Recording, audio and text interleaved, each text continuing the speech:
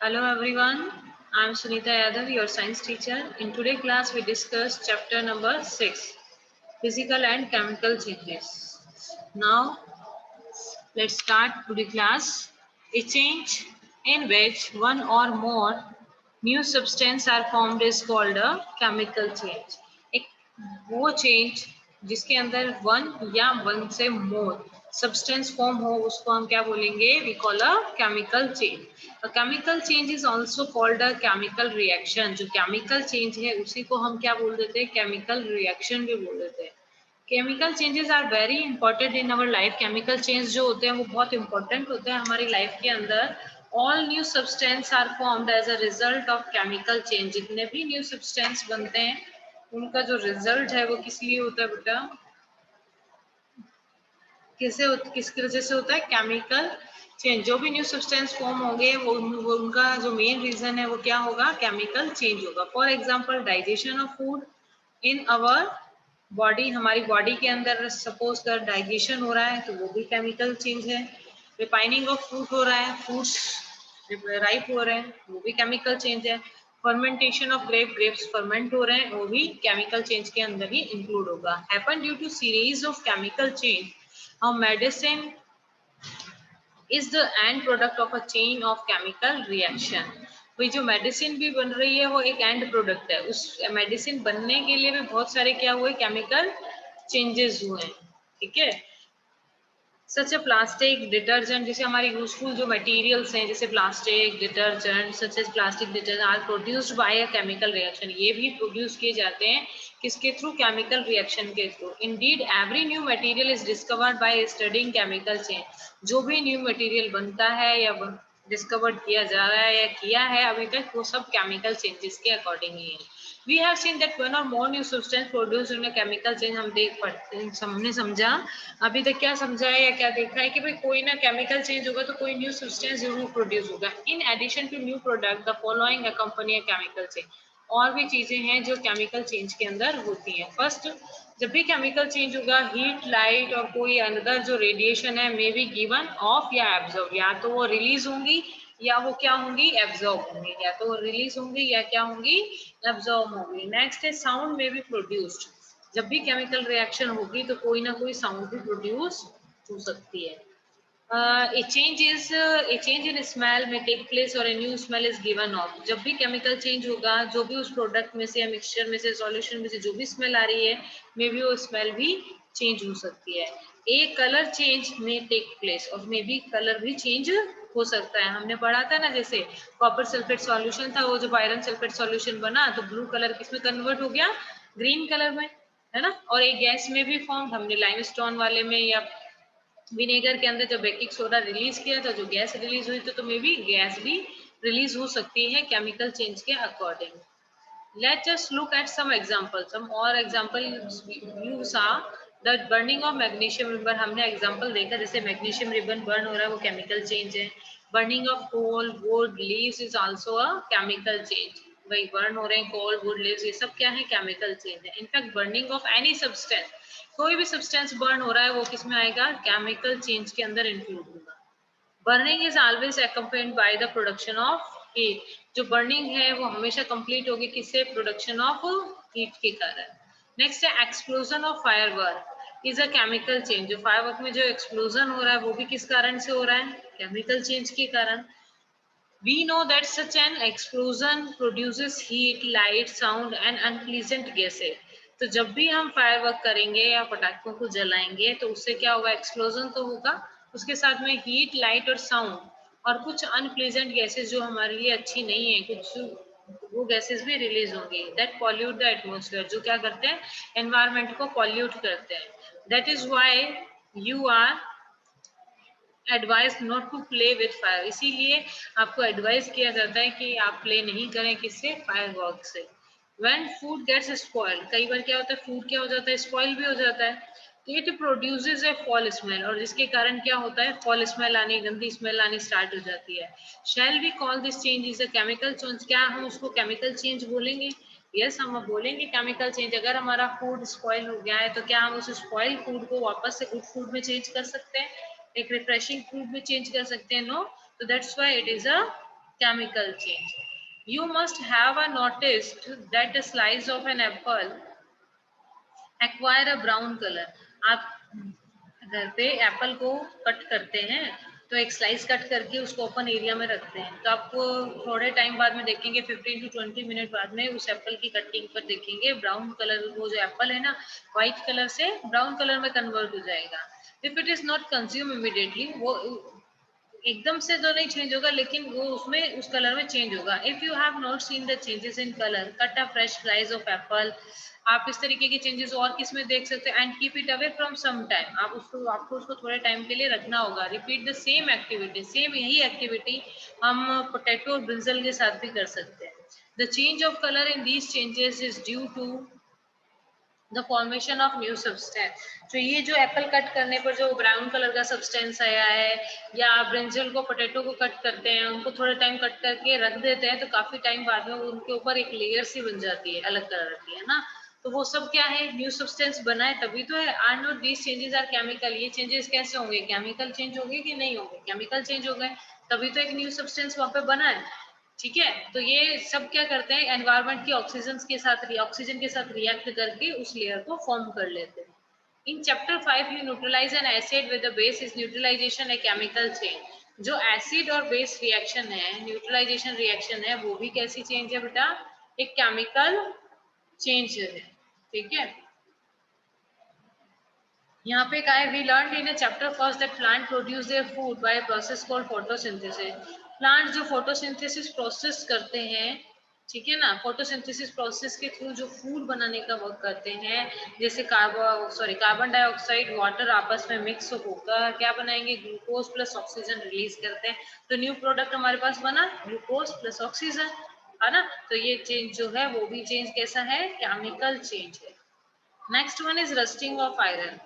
Late us get back to the rusting. हमने rusting of iron तो read कर लिया है पहले भाई, यहाँ हमें इक्वेशन से इजीली क्लियर हो जाएगा कि आयरन प्लस ऑक्सीजन, आयरन और ऑक्सीजन या वाटर आपस में मिलकर, आयरन मेनली ऑक्सीजन से रिएक्ट कर लेता है या मॉइस्ट एयर जो होगा उससे रिएक्ट करेगा। तो इनसे रिएक्ट करने के बाद में जो ये आयरन है वो किस में कन्वर्ट हो जाएगा बेटा? रस्ट में। रस्ट मीन्स क्या हो गया? आयरन ऑक्सीजन के साथ बाइंड होकर आयरन ऑक्साइड बना देता है, ठीक है। इसी को हम रस्ट बोल देते हैं। क्लियर? तो ये तो हमने रस्टिंग ऑफ आयरन पहले भी रीड कर लिया स्टार्टिंग के अंदर ही, है ना। Late us get back the rusting. This is one change that affect iron articles slowly destroy them. ये वो चीज है जिससे आयरन के जो भी मटेरियल है, आर्टिकल्स हैं, वो धीरे धीरे क्या होने लग जाते हैं? खराब हो जाते हैं। Since iron is used in making, आपको पता है कि भाई आयरन का यूज हम ब्रिज बनाने में, शिप बनाने में, कार, ट्रक, बॉडीज, इन सब बनाने में यूज करते हैं, ठीक है। और and the monetary loss to rusting is, और रस्टिंग के कारण हमें बहुत ज्यादा लॉस होता है, ठीक है, क्योंकि वो चीजें धीरे धीरे टाइम के अकॉर्डिंग खराब होती रहती है, हमें वापस उनको रिप्लेस करना पड़ता है। क्लियर है? और rusting the presence of both oxygen and water is essential. Rusting जब भी होगी उसमें या तो वाटर और ऑक्सीजन, इन दोनों, और वाटर वेपर, ये बहुत जरूरी है। ये उस टाइम पे होगा तभी हमारा जो आयरन है उसके ऊपर रस्ट लगता है। In fact if the content of moisture in air is high, लेकिन अगर क्या हो जाए, एयर के अंदर मॉइस्चर क्या हो जाए? बहुत ज्यादा हो जाए, which means if it is more humid rusting become faster. और ज्यादा ह्यूमिडिटी के कारण रस्टिंग क्या हो जाती है? फास्टर हो जाती है। यहाँ पर आपसे एक क्वेश्चन पूछा हुआ है, that is why my friend Rita is always complaining about iron article rusting so fast. She lives in near the coastal area. कहाँ रहती है? कोस्टल एरिया के पास में रहती है। कोस्टल एरिया के जो एनवायरनमेंट है, वहाँ का आसपास का जो एरिया है, वहाँ पर ह्यूमिडिटी बहुत प्रेजेंट होती है, मॉइस्चर बहुत होता है एनवायरनमेंट पे, इसीलिए वहाँ पे जो आयरन होता है उसमें रस्ट भी बहुत जल्दी बढ़ जाता है। Sorry, one simple way is apply coat a paint और ग्रीस। अब देखिए हमें रस्टिंग को, हमें ये तो समझ में आ गया कि भाई रस्टिंग होती कैसे, भाई मॉइस्चर से, ह्यूमिडिटी से, वाटर के कांटेक्ट में जैसे ही आयरन आएगा और आयरन ऑक्साइड में चेंज होकर रस्ट हो गया। अब बात तो रस्टिंग की होगी, लेकिन कुछ मेथड्स तो होने चाहिए जिसकी वजह से हम इन रस्टिंग के मेथड को क्या कर सके? प्रिवेंट कर सके। How do we prevent rusting? First point is prevent iron article from coming in contact with oxygen. पहला काम, सबसे फर्स्ट वर्क हमें ये करना है कि जो भी हमारा आयरन आर्टिकल है उसको ऑक्सीजन या मॉइस्चर या वाटर या इन दोनों से ही कांटेक्ट उसका रिलीज करना है, कि वो दोनों आपस में क्या नहीं हो पाए? कांटेक्ट में नहीं आ पाए तो हम आयरन की रस्टिंग को रोक सकते हैं। इसके लिए हम एक सिंपल वे यूज करते हैं, अप्लाई कोट ऑफ पेंट और ग्रीस। हम जो भी आयरन ऑब्जेक्ट है उसके ऊपर पेंट अप्लाई कर देते हैं, ग्रीस अप्लाई कर देते हैं, ताकि उनका जो कॉन्टेक्ट एरिया वो एक दूसरे के कॉन्टेक्ट में नहीं आए।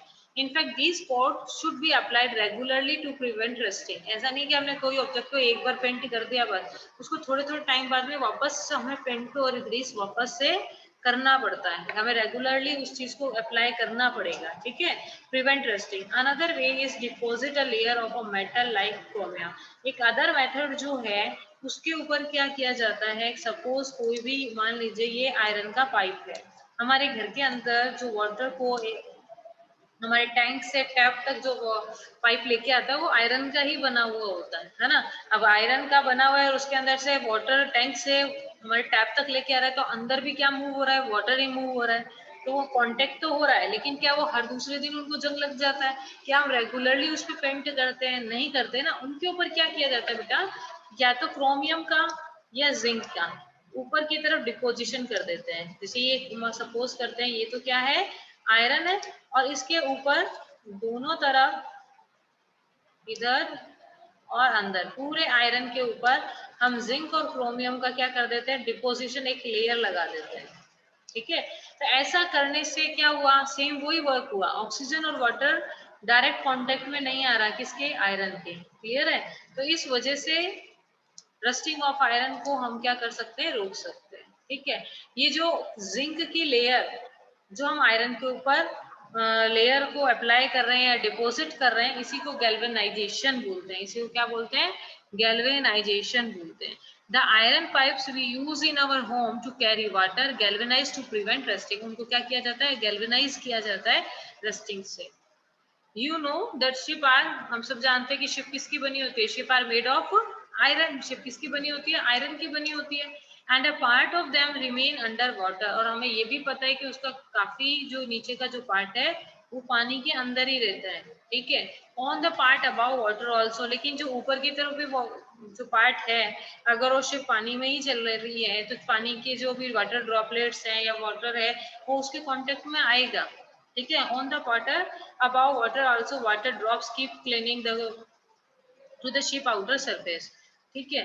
moreover the water of the sea contain many salts। और सी का जो वाटर होता है उसके अंदर तो सॉल्ट्स भी बहुत होते हैं, जो रस्टिंग की जो स्पीड होती है उसको और ज्यादा इंक्रीज कर देते हैं, ठीक है। तो the salt water make the process of rust formation is faster. जो सॉल्ट वाटर है उसमें रस्ट फॉर्मेशन का जो प्रोसीजर है उसको और भी तेज कर देते हैं। Therefore the ship suffer a lot of damage for rusting in spite of being painted. अब उनको क्या किया जाता है, प्रॉपर रस्टिंग से बचाए रखने के लिए हम रेगुलर पेंट यूज करते हैं। So much that a fraction of ship iron has to be replaced every year. और हर साल जो भी पार्ट शिप का में भी खराब हो गया है, रस्ट हो गया है, इस वजह से हम उस शिप का एवरी ईयर उस पार्ट को क्या किया जाता है, कुछ पार्ट्स को जहां पर रस्ट हुआ है उनको रिप्लेस किया जाता है। तो can you imagine the monetary loss of, कितना बड़ा लॉस होता है वर्ल्ड में सिर्फ रस्टिंग के कारण। क्लियर है। तो मुझे ऐसा लगता है कि आप लोगों को ये पॉइंट अब क्लियर हो गया होगा। I hope the rusting of iron is clear, और कैसे हम इस रस्टिंग को क्या कर सकते हैं, प्रिवेंट कर सकते हैं, वो मेथड आपको समझ में आया होगा। How do we prevent rusting. First one is paint, second one is grease, after that third जो मेथड है वो क्या है, डिपॉजिट कर दे हम किसको, क्रोमियम और जिंक की लेयर को उसके ऊपर, ठीक है। अब कुछ जगह पे क्या किया जाता है, स्टेनलेस स्टील, हमारे घर के जो यूटेंसिल्स होते हैं वो किसके बने होते हैं, स्टेनलेस स्टील के बने होते हैं। स्टेनलेस स्टील क्या चीज होती है, स्टेनलेस स्टील चीज होगी बेटा, is made up of mixing, first one is iron तो है ही, आयरन के साथ में कार्बन और कुछ अदर मेटल्स जैसे क्रोमियम, निकल, मैग्नीज, इन सबको साथ में मिलाकर एक मटेरियल जो बनता है उसी को, उसको हम क्या बोलते हैं, स्टेनलेस स्टील बोलते हैं। क्लियर है। ये जो स्टेनलेस स्टील है इस पे फिर रस्ट नहीं लगता, और इसके लिए जो वर्ड आएगा इसे बोलते हैं हम एलॉय, कि भाई बहुत सारे मेटल्स को आपस में मिलाकर एक नया मटेरियल बना रहे हैं, तो इस चीज को बोला जाता है एलॉय। क्लियर। तो ये स्टेनलेस स्टील एक एलॉय का एग्जांपल है जिसके अंदर हम क्रोमियम, निकल, मैग्नीज, आयरन, कार्बन, इन सब चीजों को यूज करते हैं, ठीक है। So much that friction ship iron has been replaced everywhere, ये हमने रीड कर ही लिया। तो I think you all are understood rusting of iron. If next point is crystallization. In class 6, you have learned that salt can be obtained by evaporation.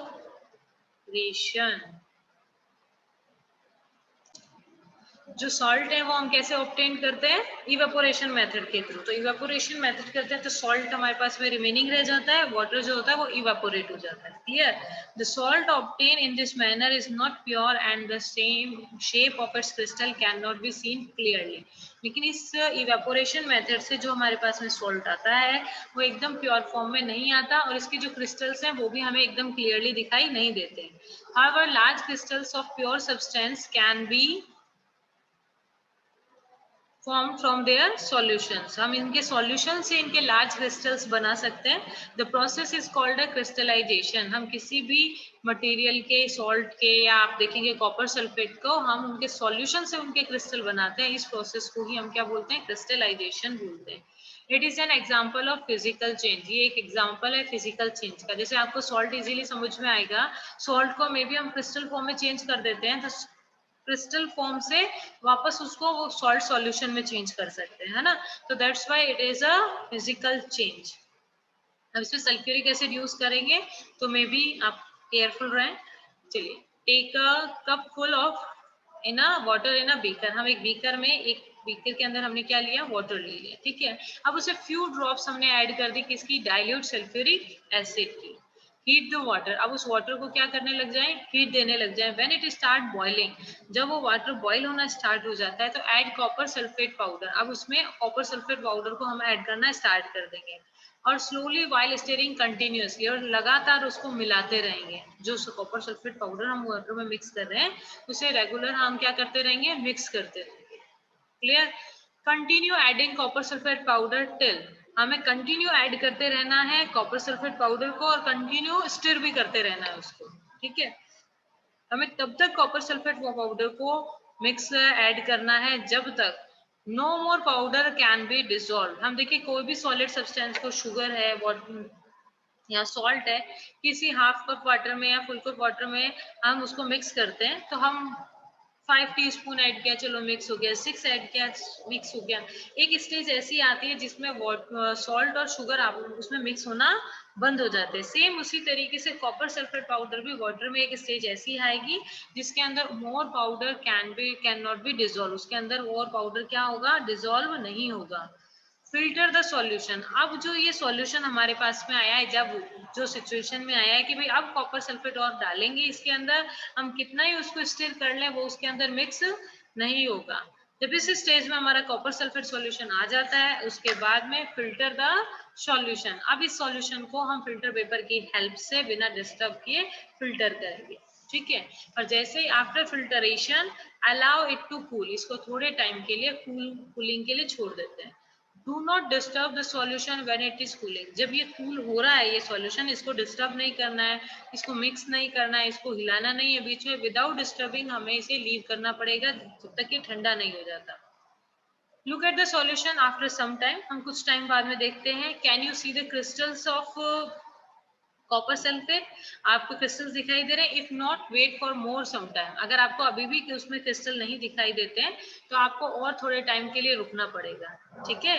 You have learn about physical and chemical changes. आपको इस chapter में physical और chemical changes के बारे में knowledge हुई। Try to identify the changes that you observe around you are as a physical change. आपके आसपास में जो भी चेंज हो रहा है आप आइडेंटिफाई करके देखिए कि उसके अंदर कौन सा चेंज हो रहा है, फिजिकल चेंज हो रहा है या केमिकल चेंज हो रहा है। Okay okay class, your chapter is completed now. I think you all are understood each and every point. Okay.